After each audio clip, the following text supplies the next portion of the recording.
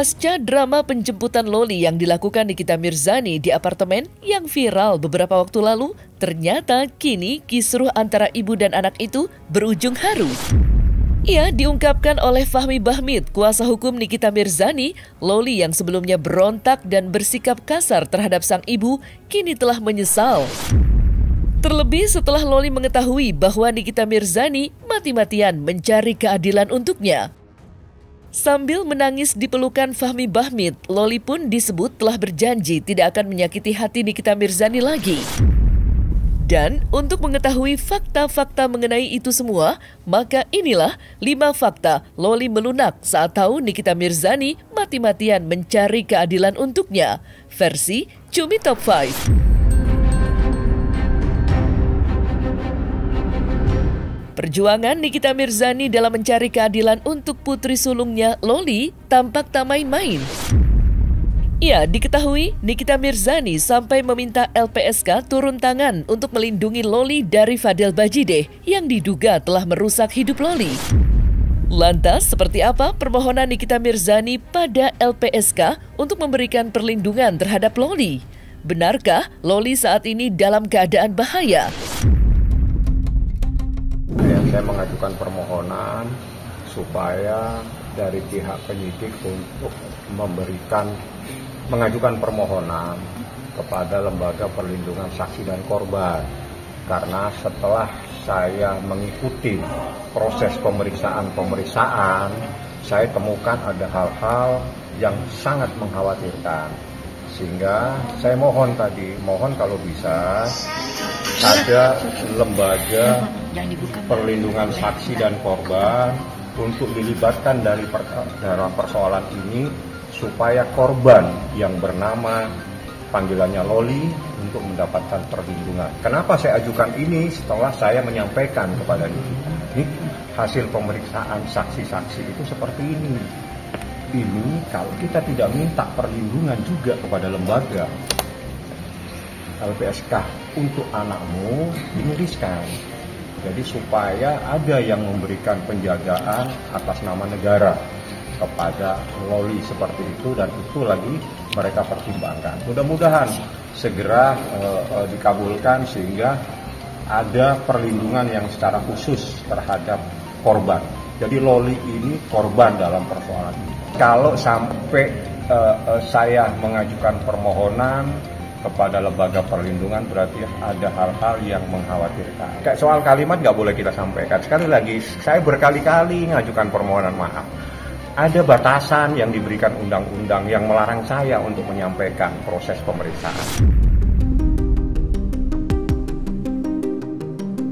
Demi menjaga mental Loli, Nikita Mirzani diketahui menitipkan Loli di rumah aman, di mana di rumah aman tersebut Loli akan mendapatkan terapi perbaikan mental dari beberapa ahli. Lantas, seperti apa kepedulian Nikita Mirzani terhadap mental Loli? Jadi untuk saudara NM yang meminta untuk menitipkan saudara LM ke rumah aman.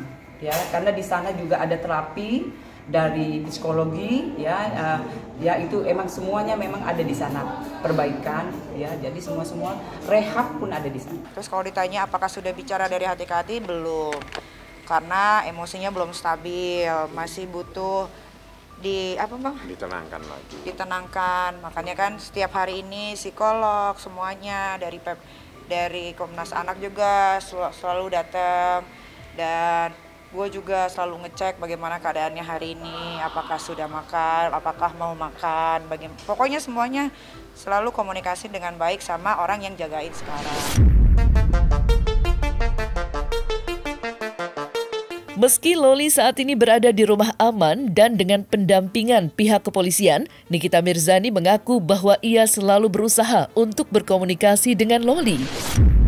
Meski belum dapat bicara dari hati ke hati, Nikita Mirzani berharap agar Loli nantinya dapat segera memberikan kesaksian yang jujur sebagai saksi pelapor. Lantas, seperti apa kedekatan Nikita Mirzani dan Loli saat ini? Laura baik sekali keadaannya, karena mungkin vibe-nya sudah berbeda ya, sudah tidak di lingkaran setan ya kan.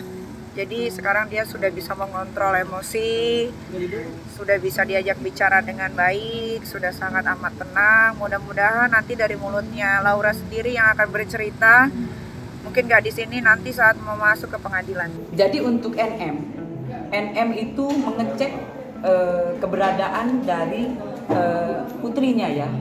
Jadi memang NM ini memang orang tua yang betul-betul sangat peduli dengan anak. Jadi rekan-rekan, ya kita doakan saja mudah-mudahan antara ibu dan anak nanti bisa kembali seperti sebelumnya.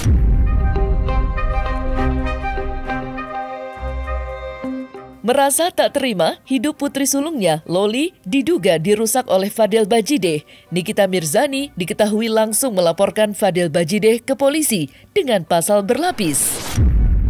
Bahkan, ingin Fadel Bajideh mendapat hukuman yang setimpal, Nikita Mirzani pun terus mencari bukti-bukti untuk membuat laporan baru yang dapat memberatkan jeratan hukum Fadel Bajideh nantinya. Lantas seperti apa sikap tegas yang diambil Nikita Mirzani demi melindungi Loli? Kalau laporan baru, sementara saya simpan dokumennya karena nanti akan, kalau dilaporkan sekarang itu akan menjadi bersamaan. Jadi kita tunggu satu proses berjalan, nanti kita buatkan laporan lagi. Sehingga hidupnya memenuhi laporan-laporan terus. Nah, biar habis menghadapi masalah ini. Satu masalah belum selesai masalah satu kan masuk lagi masalah baru. Tapi dokumennya masih dikumpulkan semuanya. Kalau dengar dari ceritanya, kalau nggak ada hukum kayaknya mendingan gua lindes deh. Kalau nggak ada hukum di Indonesia ya.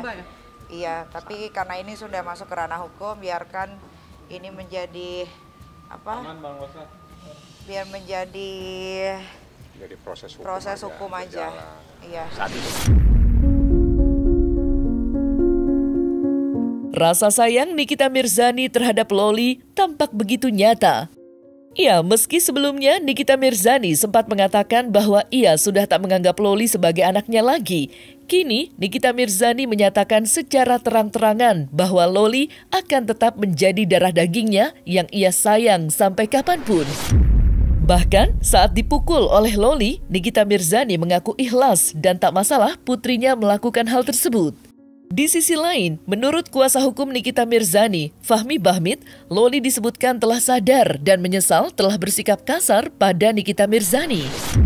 Ia sambil menangis, Loli berjanji bahwa ia tidak akan menyakiti sang ibu yang nyatanya berjuang mati-matian mencari keadilan untuk dirinya. Lantas seperti apa keikhlasan hati Nikita Mirzani? Dan seperti apa momen haru saat Loli menangis menyesal? Kamu ditojok apa gimana gitu kamu sih? Ya, apapun itu, asal yang melakukan adalah darah daging saya sendiri, tidak ada masalah. Ya, ada sedikit luka aja, mati oke lah. Hidung kan masih bisa gue bikin. Sudahlah, nggak usah di kemana-kemanain. Ini kan masalahnya bukan masalah yang lain-lain, masalahnya pidana, asusila, di bawah umur. Nggak usah tanya lagi yang lain-lain. Saya bertemu dan saya bilang waktu saya dibilang, kenapa menghindar? Kan saya lihat kan dia nangis-nangis, saya menghindar. Saya dipanggil, saya datang, saya peluk dia. Nah, kenapa kamu jadi begini? Kamu marah-marah. Sambil nangis kan dia, saya peluk. Kamu nggak boleh lagi panggil nama terhadap ibunya, itu mama. Iya om. Ya, janji ya, jangan lagi dipanggil-panggil dengan panggilan. Kamu nggak boleh marah-marah. Kamu mengerti nggak peristiwa seperti ini yang terjadi sehingga kamu ada di tempat ini? Apa yang terjadi ini? Apa yang dilakukan oleh mamamu untuk kamu, untuk kepentinganmu, untuk memberikan perlindungan kepadamu? Kaget ya. Loli mendengar dan ada perlawanan atau? Tidak ada, sama saya. Sampai polisi semua itu di samping penyidik kan proses pemeriksaan itu. Mereka heran bagaimana saya akrabnya sama Loli, karena memang saya dekat sama anak. Dia nangis? Nangis. Nangis meneteskan air mata dan saya rangkul, saya peluk, saya elus kepalanya. Kamu yang sabar, nah. Kamu jangan lagi meledak-ledak. Dia mamamu, dia berjuang untuk kamu saat ini. Apa yang terjadi hari ini dari apartemenmu sampai kamu ada di kantor polisi ini, semua untuk kepentingan. Untuk memberikan perlindungan, seorang ibu memberikan perlindungan kepada anaknya. Bagaimana caranya? Mencarikan keadilan. Ya inilah keadilan yang dicarikan oleh dengan dia membuat laporan. Anak saya harus mendapatkan keadilan, itu yang disampaikan.